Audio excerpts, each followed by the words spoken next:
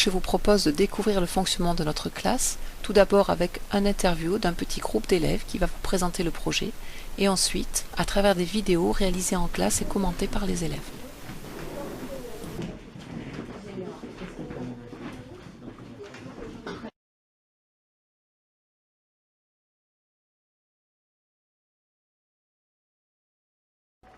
En fait, quand on travaille, quand on fait des leçons, nous on se met devant le tableau et on fait par exemple comme si on faisait des exercices. C'est bien, ça nous aide à apprendre. Et comment vous copiez la leçon ensuite? On copie la leçon. Agnès, quand elle a fini de copier la leçon, parce que nous parfois on l'aide, on dit la leçon et elle l'écrit. Quand elle a fini de l'écrire et nous qu'on a fini de lui dicter, on se met chacun à notre bureau et on se met à copier dans le silence. C'est tous en même temps? Vous copiez la leçon tous en même temps? Non, pas forcément. Ah. On la copie quand on veut. Quand on passe par l'atelier, ça s'appelle leçon 1.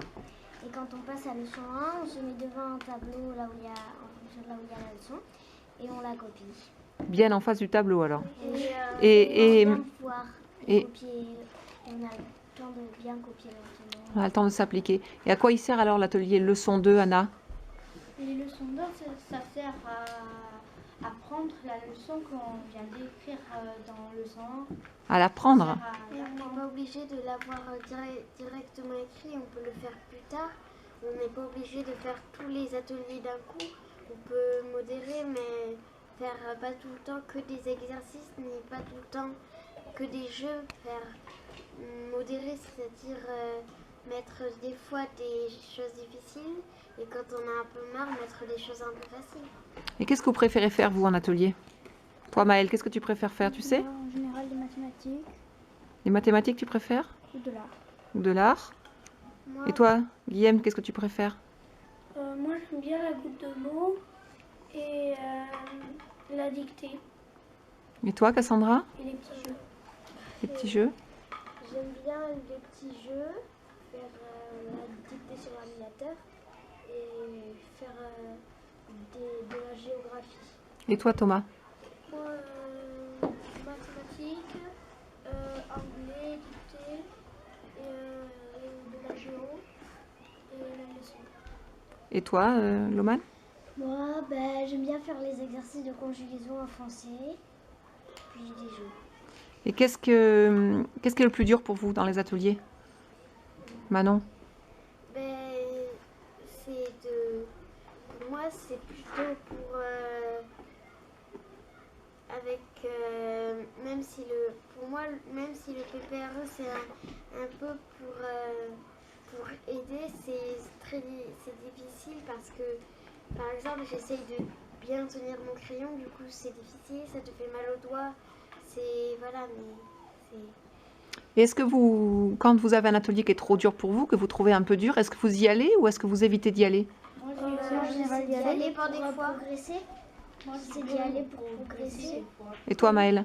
Moi aussi. Toi aussi? Moi, ça dépend des fois. Si je viens déjà de faire un effort, que je suis fatiguée, que j'ai mal au bras et tout, je vais pas le faire direct, je le laisse un peu pour plus tard. Pour plus tard. Et toi, Guillaume? Moi, s'il y a quelque chose de compliqué, d'abord je fais ce qui est un peu plus facile, après je fais les choses les plus compliquées, et après je vais en temps repos. Et après, tu prends l'atelier plus repos, Oui, plus tranquille. Comme, de l'anglais, écoute, ou la leçon 2. D'accord, parce que pour toi, c'est plus facile. Oui. Ok.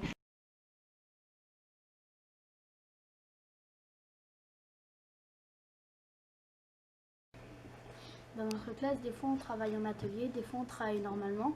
Moi je préfère les ateliers parce qu'au lieu de copier, on fait plein de choses. On fait ce qu'on a besoin de faire, des difficultés et on travaille. Moi j'aime bien les ateliers parce que on est libre, c'est-à-dire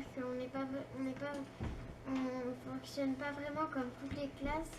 On peut se balader dans la classe, discuter un peu pour le travail, s'aider, avoir plusieurs façons pour communiquer et pouvoir faire plusieurs travails, les travails qu'on veut en moderne.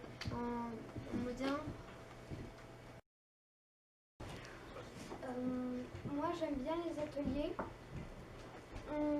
On est libre de choisir son atelier. On peut faire une pause pour aller avec un autre camarade pour faire une chose plus simple. Et une fois qu'on a terminé, on revient à son travail pour terminer.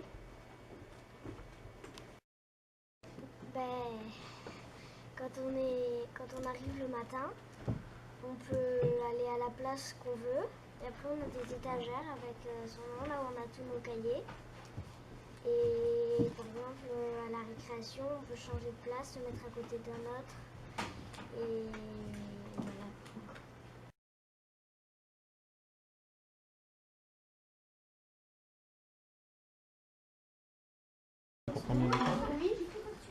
Agnès, s'il te plaît, est-ce que je peux faire coup de mots?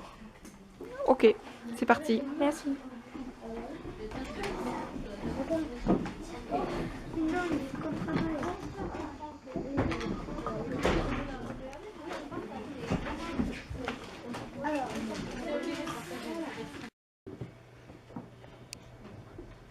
Moi, je préfère les ateliers parce qu'on peut travailler à notre rythme.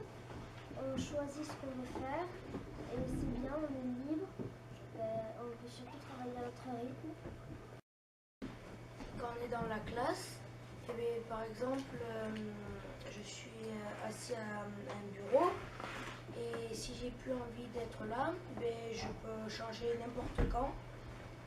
Et comme ça, quand la maîtresse elle écrit un truc au tableau, et si je suis pas bien placée, je peux aller à une autre place et je peux changer quand je veux. Moi, je préfère bien faire les ateliers durs parce que comme ça, je peux voir des nouvelles choses et apprendre.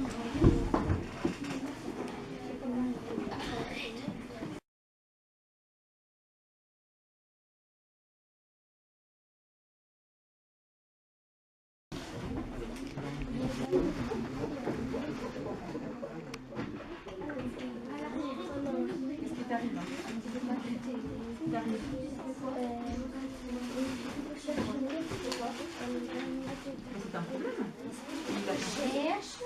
La question est écrite en gras.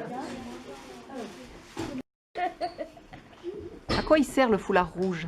Le foulard rouge, c'est plutôt pour quand on a un problème et que la maîtresse arrive vite vous aider et pour comprendre les exercices ou les choses comme ça où tu comprends pas pendant les ateliers.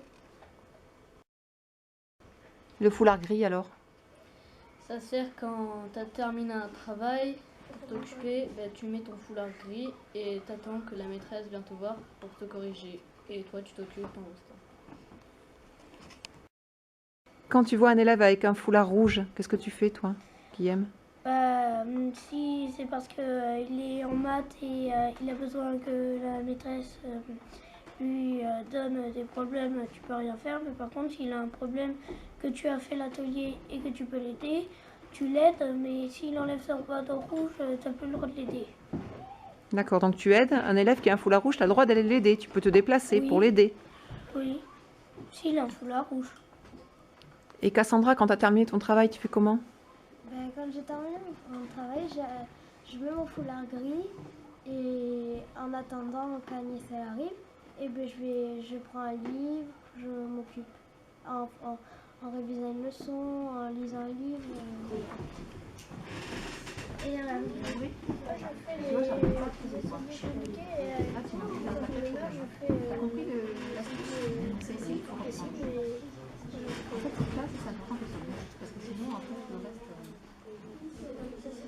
La technique est bonne, il y a une erreur de calcul au départ.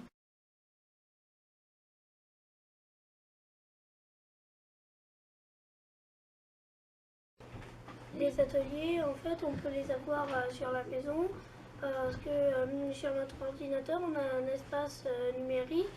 Alors on clique sur un mini-site sur notre espace numérique et on peut voir les ateliers qu'on a. Comme ça, ça nous aide.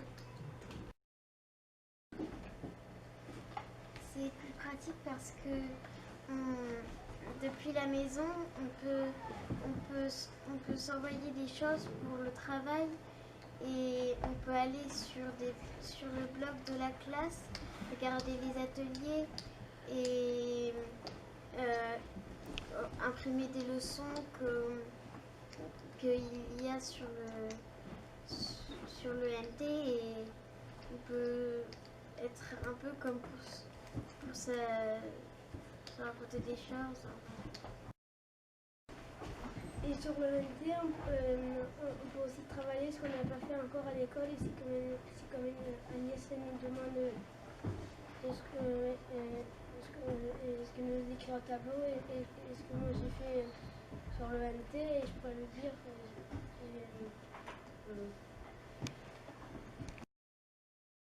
En fait, on prend de l'avance dans le travail. On fait à la maison ce qu'on n'a pas encore fait à l'école. Je peux faire le son. Oui.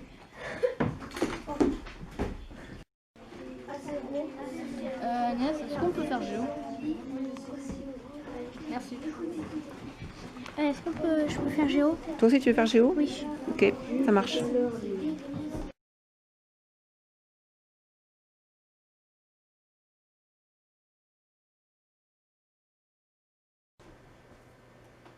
Et moi, ce que j'aime beaucoup en atelier, c'est leçon 1, leçon 2, lecture partagée et des fois des jeux que j'aime beaucoup et j'aime beaucoup lire. Moi, je préfère les faciles parce que c'est beaucoup moins dur que les durs. Et je préfère ça. Après, j'aime un peu les deux. J'aime aussi un peu les deux, car ça nous aide un peu. Moi, un atelier dur, c'est quelque chose que j'arrive pas trop à faire. Et un atelier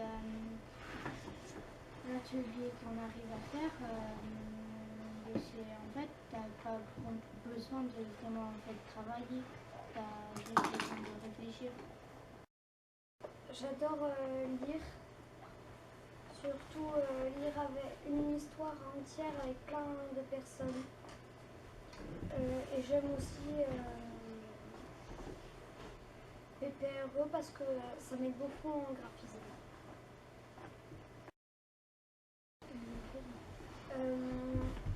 Les ateliers que j'aime bien, c'est mal entre papa et moi. Yvan, arrête de t'agiter et concentre-toi pour une fois.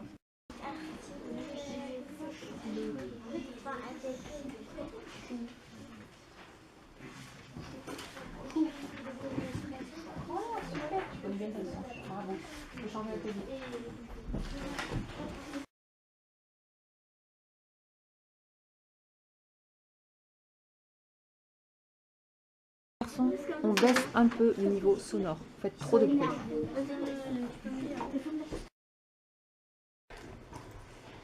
Quand on fait atelier, on choisit ce qu'on veut, on est libre. Et c'est bien comme ça, s'il y a quelque chose de facile pour moi, je suis pas obligée d'y aller de suite dessus, alors je prends les trucs plus compliqués et après je fais les trucs plus faciles.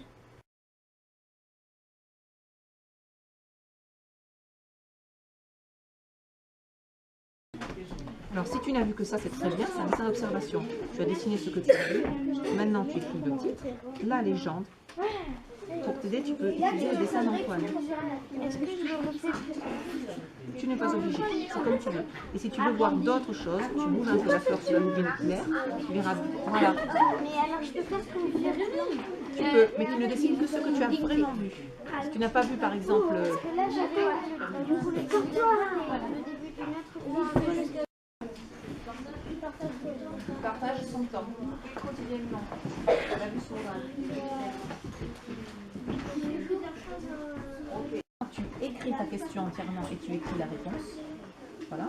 soit, si tu n'as pas envie de recopier les questions, tu peux t'arranger pour que dans ta phrase-réponse, voilà, par exemple ici. La raison pour laquelle Voilà, et bien si tu fais ça, ça t'évite de recopier la question. Tu réponds directement, tu marques le numéro et tu mets ta réponse. Parce que n'importe qui lit ton cahier comprend la question en lisant la réponse. Et du coup, tu fais une super phrase-réponse en plus de ça. Attends, t'as mis un texte en de ça? Ouais. Ah, c'est des lignes. Attends, des lignes, pas ça, des lignes. Très bien. Allez, montre-moi. Voilà, très bien, je cherche. On ne met pas la majuscule de la phrase. Combien de temps?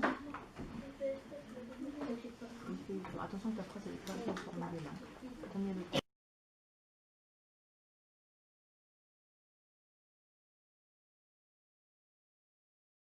Je peux marquer donc de compétences, je connais la nature des déterminants. Ok, ça marche.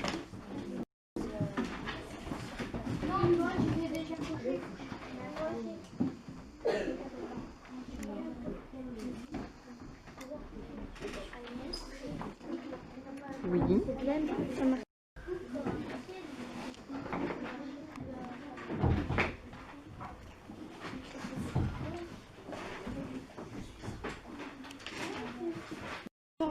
Exercice d'application.